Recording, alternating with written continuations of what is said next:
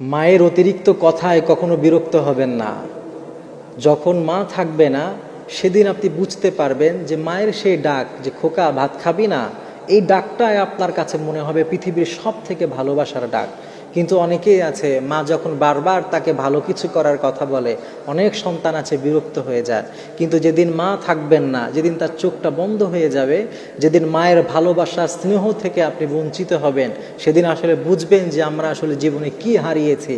একটা মা যখন মানুষের জীবন থেকে হারিয়ে যায়, তার পৃথিবী থেকে যেন তার সুখ শান্তির সব কিছুই চলে যায়।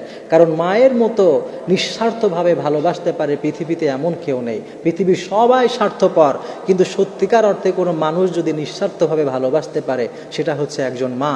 এজন্য মায়ের অতিরিক্ত কথায় কখনো বিরক্ত হবেন না। দিন শেষে এটাই আপনার স্মৃতির পাতায় মনে থাকবে যে আহা, আমার মা একটা সময় আমাকে এত ভালোবাসতে আদর করতো, কিন্তু সেই মাটা আজকে নেই।